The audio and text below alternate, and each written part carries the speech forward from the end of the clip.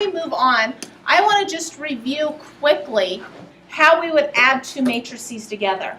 So how would I add matrix A plus B? Or better yet, what would the answer look like? 2 by 2. Okay, it'd be a 2 by 2, correct? And so I'm looking for you to go ahead and tell me what would I get? 3, 12. Right, so all you're going to be doing is adding the corresponding parts. Okay, now how would I do 3a minus 0.5b? So basically I would need to find a 3a here, which would be 3, 6, 9, and 12, because I've multiplied each of the individual components by 3. And then I would multiply b by a negative 0.5. So I would get a negative 1, negative 2, negative 3, and negative 4. And then last but not least, I would add those two matrices together. And what would I get there? 2. Okay, so that's just a quick review as to how we add and subtract matrices. Now obviously, you're going to see that in the future, probably on a quiz. Okay, so shouldn't be that hard.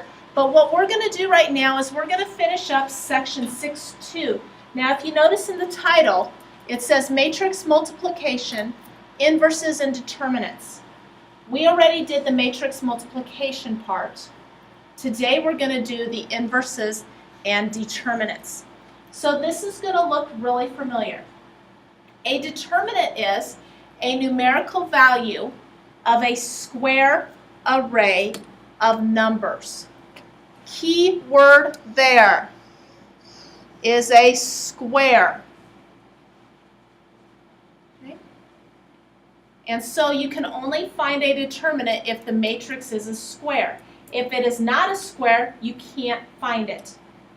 We symbolize the determinant with this. It kind of looks like absolute value signs. So if you ever see on your test something that would look maybe like this, with the no little brackets and it's just the vertical lines, that means find the determinant. Well, yep, we'll get there. Okay.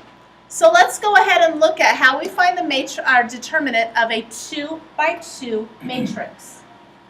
Notice I've got a 2 by 2 right there. It's a square matrix. All I'm going to do is take A times B and subtract B times C. So A times D minus B times C. And so I've got an example problem there that we're going to look at in class real quick.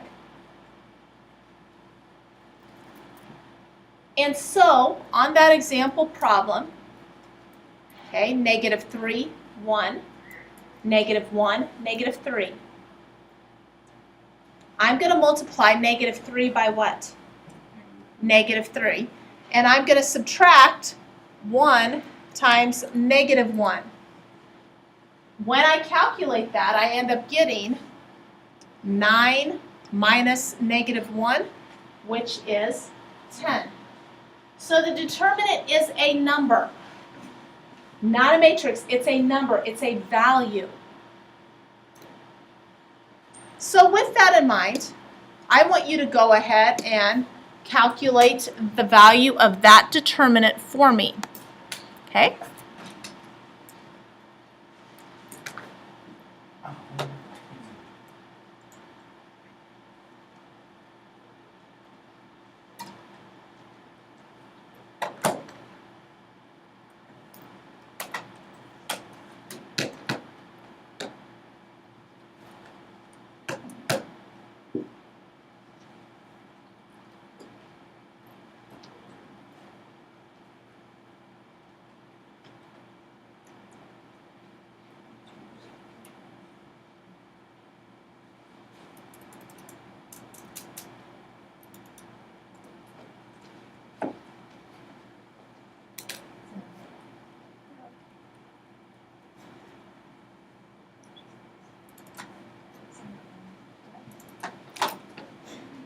Okay, and so the answer is 11.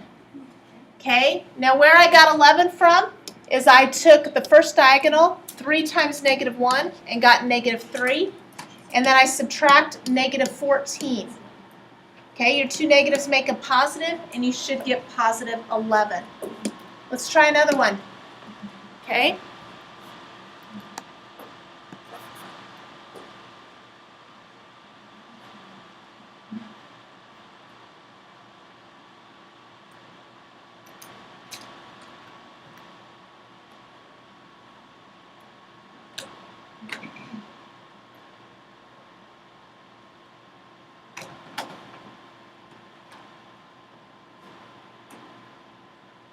And the answer there is negative 8. Nice job.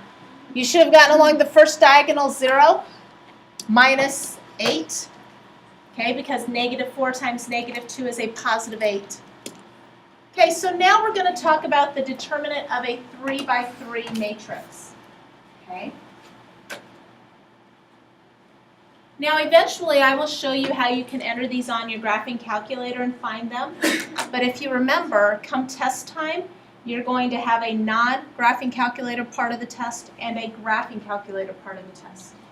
So it's important that you know how to calculate these manually as well.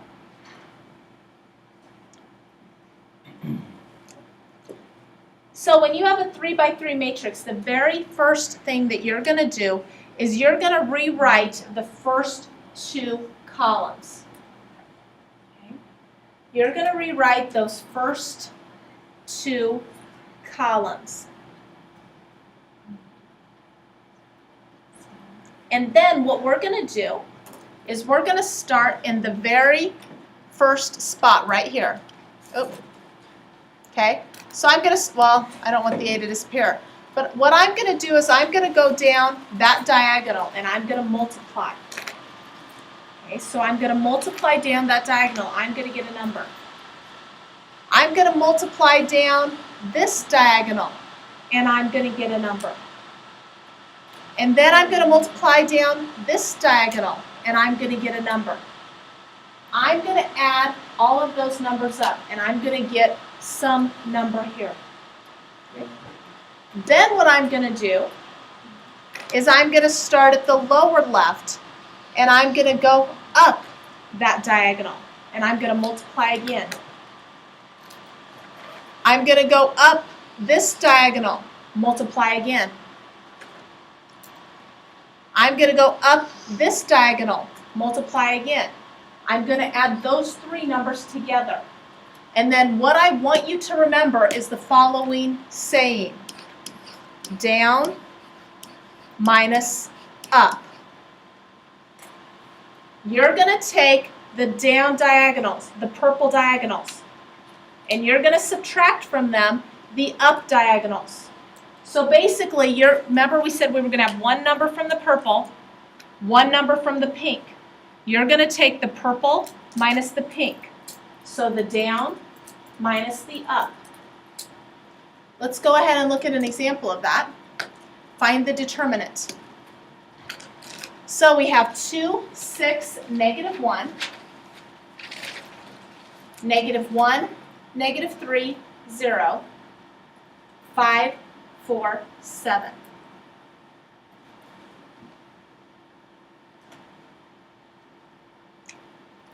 So the very first thing I'm going to do is add on those 2 columns.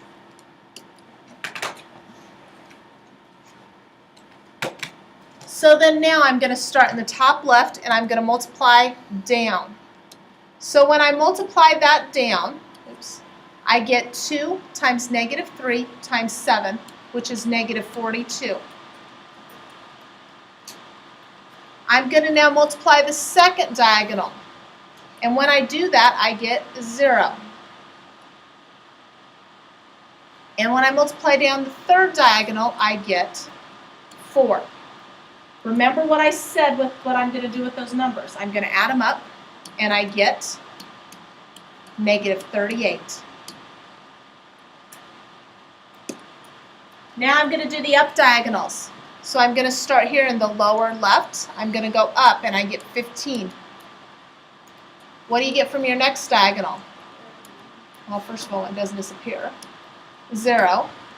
And then the last diagonal I get, negative 42. Once again, I'm going to add those up. And when I add those up, I get negative 27. Now, if you remember, the saying I told you to remember was down minus up. So the down is negative 38 minus the up, which is negative 27. You should get a negative 11. That is your determinant. So you've got to remember down minus up. Zeros make it easy, yes. So with that in mind, I want you to do this one for me. And yes, I want you to enter it into the expression. Okay? So negative 3, 1, 2, negative 1, negative 3, negative 5, and negative 3, 1, 4. So the first thing you're going to do is add on the 2 columns. Biggest thing is you cannot lose a negative sign.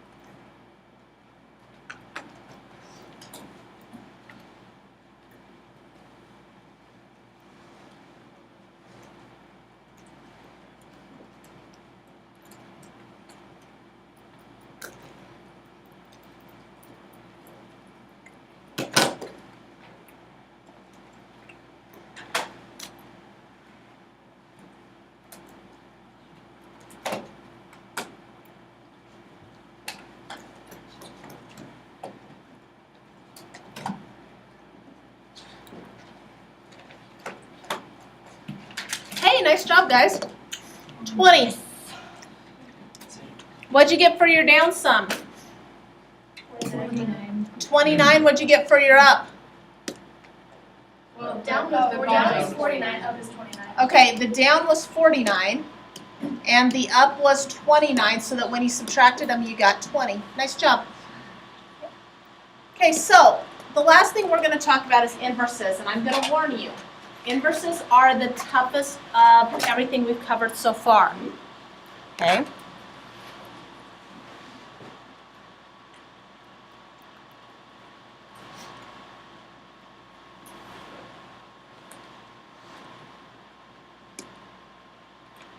And last year when we looked at these two, these were probably one of the toughest things or the most missed things on this test.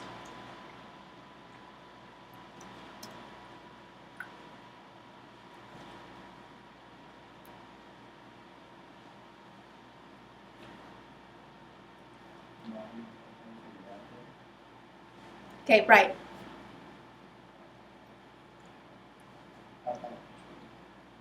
And I'm going to show you some things I use to remember what we do. Okay. Now, why we have an inverse is because we don't have division with matrices. So the only way to solve an equation is to use an inverse. And when I think about inverses, I think about multiplication and division, addition and subtraction. Those are inverses. They undo each other. And so my matrix here is A, B, C, D. If I want to undo that, I can't just divide. What I have to use is use the inverse. And so real quick, the denominator here, AD minus BC, where does that look familiar? That was just the determinant that we looked at. So a lot of times you will see that written as 1 over the determinant of A. They won't put AD minus BC. Okay, now the other thing I want you to remember is the following saying. Okay, switch spots, switch signs. Do you remember that from last year? Okay, switch spots, switch signs. Now what that means is that along the first diagonal, we have A and D, right? When I find the inverse, I switch A and D. They switch spots. The second diagonal, B and C, they switch signs. So first diagonal, switch spots. Second diagonal, switch signs. So let's go ahead and look at an example. Find the inverse.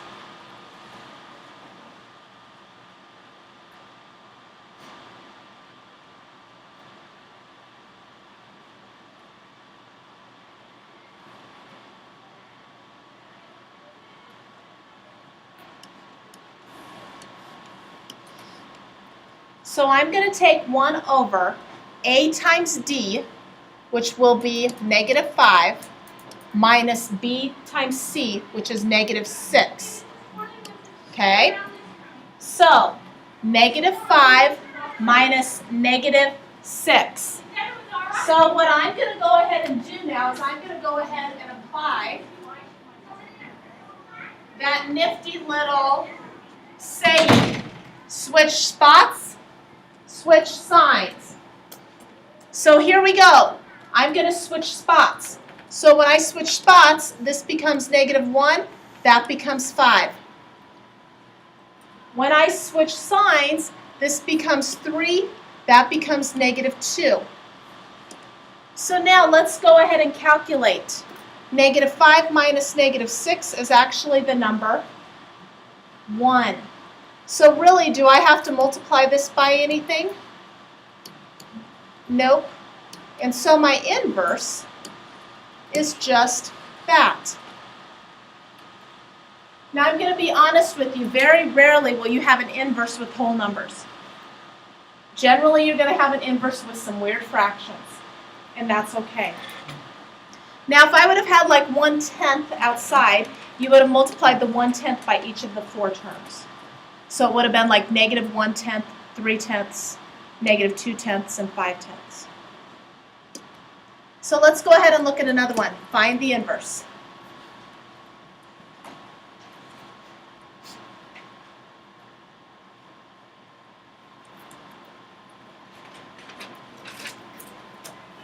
So I've got 1 over, what do I get? 12 minus 12. So switch spots, and then switch signs.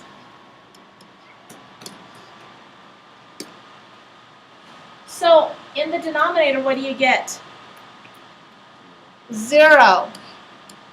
Can you divide by 0 at all? 1 divided by 0?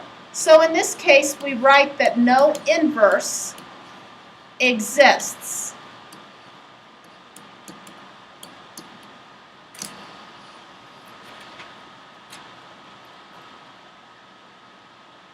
So far, so good? Okay, there's your assignment. Page 383, not a lot of problems.